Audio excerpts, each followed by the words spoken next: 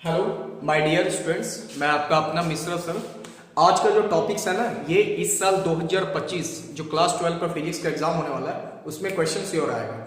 उसका नाम है ऑप्टिक्स से रिलेटेड क्वेश्चंस है रिफ्रैक्शन फॉर्मूला, और इसको हम डिराइव करने जा रहे हैं। आप लोग ध्यान से देखो, इस साल का क्वेश्चन बड़ा इंपॉर्टेंट है यार। देखो, सबसे पहले तो रिफ्रैक्शन फॉर्मूला मेरा अपना होता क्या है वो लिखते हैं। μ2 by B minus μ1 by U equal to μ2 minus μ1 by R. ये मेरा रिफ्रैक्शन फॉर्मूला है, इसी को मुझे प्रूव भी करना है। ठीक है, रिफ्रैक्शन फॉर्मूला। देखो, इसको प्रूफ करने के लिए आपको करना क्या पड़ेगा, सबसे पहले तो डायग्राम बनाना है। ठीक है, और डायग्राम देखो कैसे बनाएंगे। ये एक कॉन्वेक्स लेंस है। ठीक है, ये देखो आराम से, ये मेरा पोल, ये O है ना, रे ऑफ लाइट। सबसे पहले तो एक बात याद रखना कि μ2 क्या है, refractive index in denser medium का। μ1 क्या है, रिफ्रैक्टिव इंडेक्स इन रेयर मीडियम। अब देखो, मेरा ये अपना μ1 और ये मेरा denser medium. Ray of light incident हुआ, ये इसका रियल पाथ है, नहीं जाएगा। आप एक नॉर्मल दोगे, ये नॉर्मल सी से, और आपका इमेज बना आई। ठीक है, अब देखो मेरा यहां पर करना क्या है, O से P तक का डिस्टेंस को क्या बोलेंगे, U है ना।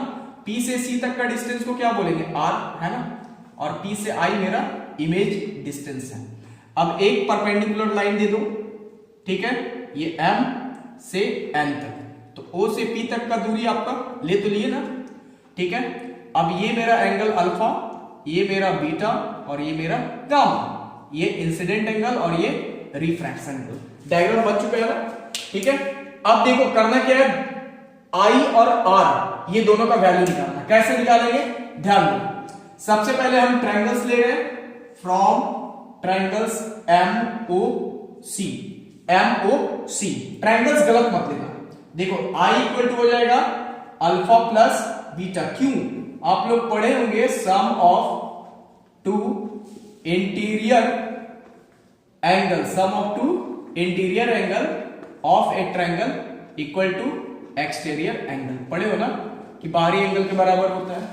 तो I इक्वल टू, अब देखो यहां पर अल्फा प्लस बीटा है ना, तो tan अल्फा और प्लस लेंगे tan बीटा। आराम से देखो, और tan अल्फा का वैल्यू क्या होगा भाई, देखो अल्फा ये थीटा के सामने वाला परपेंडिकुलर, और OP मेरा बेस है, तो mn बटे OP प्लस tan बीटा का इधर से देखो mn बटे PC, तो mn बटे PC, इक्वेशन 1।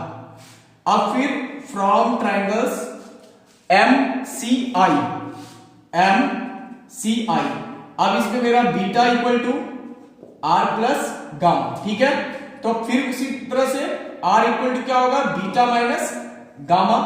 तो R इक्वल टू बीटा का वैल्यू क्या होगा, देखो यहां पर mn बाई PC। tan लगाओगे ना, तो लगा देते tan beta minus tan gamma.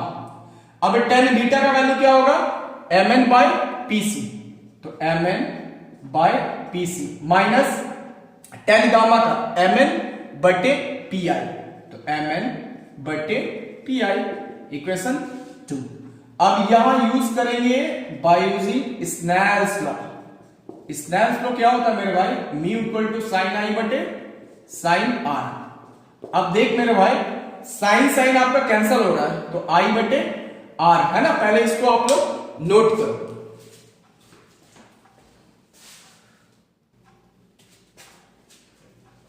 देखो, अब इसके बाद का स्टेप है कि हम लोग फ्रॉम इक्वेशन 1 एंड 2 से लेते हैं, फ्रॉम इक्वेशन 1 एंड 2 में। अब देखो मेरे भाई, μ1 into I equal to μ2 into R. क्यों किए, क्योंकि ये मेरा μ1 मीडियम में इंसिडेंट रे है, इंसिडेंट एंगल, और μ2 में क्या है मेरा रिफ्रैक्शन एंगल। μ2 में क्या है, रिफ्रैक्शन एंगल। तो μ1 into I equal to μ2 into R. अब आप I का वैल्यू यहां पर डाल दे, mn बाई क्या था आपका value, PC, mn by OP plus mn by PC equal to mu two into R का value mn by pc minus mn by pi, ठीक है ना। अब देखो मेरे भाई रिजल्ट आने वाला है, mn कॉमन ले लो तो कटेगा ना mn दोनों में। अब म्यू1 इंटू तो म्यू1 बटे ओपी प्लस म्यू2 मल्टीप्लाई कर रहे हैं बाय पीसी, इधर भी म्यू2 मल्टीप्लाई होगा बाय पीसी माइनस म्यू2 बाय पी आई। अब आप क्या करोगे कि माइनस से इधर ले लो तो म्यू2 बटे पी आई और प्लस म्यू1 बटे ओपी, प्लस से उधर भेजो तो म्यू2 बाय पीसी माइनस म्यू2 बाय यहां पर क्या हो रहा है आपका एक म्यू1 से मल्टीप्लाई हुआ ना, यहां पर मिस्टेक हो रहा था, म्यू1 ले लो, ठीक है, बाकी सब ठीक है आपका। अब प्लस से यहां म्यू1 चला गया माइनस में। अब देखो मेरे भाई पी आई फिगर में देखो क्या है, वी है, ओपी क्या है, यू है, तो माइनस में लेंगे ना, पीसी क्या है, आर है। अब वैल्यू डालो तो म्यू2 बटे पी आई, मतलब कि ओपी माइनस में है तो म्यू1 बटे यू और म्यू2 बटे आर माइनस म्यू1 बटे आर, ठीक है। अब क्या प्रूव नहीं हुआ, एलसीएम ले लो, म्यू1 बटे यू इक्वल टू एलसीएम लोगे ना तो म्यू2 माइनस म्यू1 और बटे आर, ये आपका डेरिवेशंस प्रूव हो गया, ठीक है। देखो अभी नोट करो आप लोग, देखो अब जो टॉपिक्स है वो है मैग्निफिकेशंस मिरर के लिए। सबसे पहला पॉइंट मैग्निफिकेशन क्या होता है, height of the image to the height of the object का रेशियो को मैग्निफिकेशन बोलते हैं, या फिर image distance by object distance को मैग्निफिकेशन बोला जाता है। तो आप मैग्निफिकेशन का डिफिनेशन ले सकते हो, सीधा लिखोगे ना कि it is defined as the ratio of height of image, ठीक है, टू हाइट ऑफ ऑब्जेक्ट, ये दे देना हाइट ऑफ ऑब्जेक्ट, ठीक है। या फिर आप दे सकते हो ratio of image distance to object distance, छोटा डिफिनेशन दो आराम से, बहुत इजी टॉपिक होता है। अब इसको हम लोग डेनोट किससे करते हैं, एम से, पूरा क्लियर करते हैं। देखो इसको हम लोग डेनोट करेंगे, it is denoted by M, small M, तो m इक्वल टू फॉर्मूला ले लो एच डैश बाय एच, या फिर m equal to minus B by U. तो भैया H dash by H equal to minus B बटे U भी formula लिख सकते हो, ठीक है। अब एक बात बताते हैं, इसका कोई भी यूनिट डायमेंशन नहीं होता है, it have no unit and dimension, okay. अब देखो एक और पॉइंट बताते हैं, ये पॉइंट इंपॉर्टेंट पॉइंट है, ठीक है, एमसीक्यूज के लिए। अगर आपका m इक्वल टू 1 है यानी एच डैश बराबर एच आएगा, मतलब height of the image is equal to the height of the object. अगर मैग्निफिकेशन आपका ग्रेटर देन 1 है तो H dash greater than H, अगर आपका मैग्निफिकेशन लेस देन 1 है तो H dash less than H, H से क्या होगा, ये छोटा होगा, ठीक है। और एक बात, प्लेन मिरर में पूछा गया था क्वेश्चंस कि भैया रेडियस ऑफ कर्वेचर क्या होता है, तो रेडियस ऑफ कर्वेचर हमेशा रखना इनफाइनाइट होता है, किसके लिए, प्लेन मिरर के लिए, ठीक है। पहले आप लोग उसको नोट करो।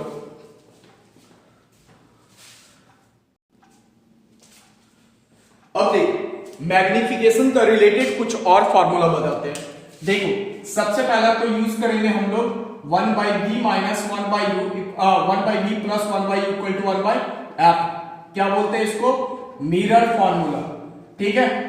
अब देखो बच्चे कुछ और फॉर्मूला यूज करते हैं। देखो इसमें कुछ मत करो, multiply by you in both side, दोनों साइड में आप यू से मल्टीप्लाई कर दो। तो अगर यू से मल्टीप्लाई करोगे तो इधर भी यू होगा, 1 बाई यू इंटू यू, इधर भी 1 बाई एफ इंटू यू। तो अब देख u by v plus u cancel, तो 1 u बाई f, करना क्या है, इसको प्लस से उधर भेज दो, तो 1 माइनस u बटे f equal to minus u बटे v, एलसीएम दिए हो ना, f minus u by f और माइनस u बटे v, तो इसको पलटी कर दो, f बटे f minus u equal to minus v by u। भैया मेरे यही तो मेरा मैग्निफिकेशन है ना, तो आ गया ना कि आपका m equal to minus v by U की जगह पे m लिख दोगे तो m इक्वल टू f बटे f माइनस यू। ये एक फॉर्मूला आ गया ना कि अगर फोकल लेंथ और ऑब्जेक्ट डिस्टेंस दिया हुआ है तो आप m निकाल सकते हो। एक और फॉर्मूला बताने जा रहा है, अब आप मल्टीप्लाई करो इसमें बाय v से इन बोथ साइड। तो बाय v से करोगे ना तो देखो v से करोगे 1 बचेगा और यहां पर करोगे v बटे u होगा, यहां पर v बटे f होगा। अब प्लस से उधर भेज दो 1 माइनस v बटे f equal to minus v by u। अब यही वाला तो मेरा मैग्निफिकेशन है ना, तो m equal to f minus v बटे f। देखो आपका फॉर्मूला प्रूव हुआ ना, आप न्यूमेरिकल्स में यूज कर सकते हो। अगर आपका फोकल लेंथ और इमेज डिस्टेंस दिया हुआ है तो आप मैग्निफिकेशन निकाल सकते हो। अगर आपका फोकल लेंथ ऑब्जेक्ट डिस्टेंस दिया हुआ तो भी आप मैग्निफिकेशन निकाल सकते हो। मेरे चैनल्स पर जो भी मेरे बच्चे न्यू हैं वो मेरे चैनल्स को जरूर सब्सक्राइब करें, ठीक है, और उसको आगे की ओर शेयर करें, ठीक है। और अगले क्लास में ऑप्टिक्स का और भी ज्यादा लॉन्ग क्वेश्चंस, इंपॉर्टेंट क्वेश्चन लेने आ रहे हैं, ठीक है, लेकर के आएंगे। Thank you.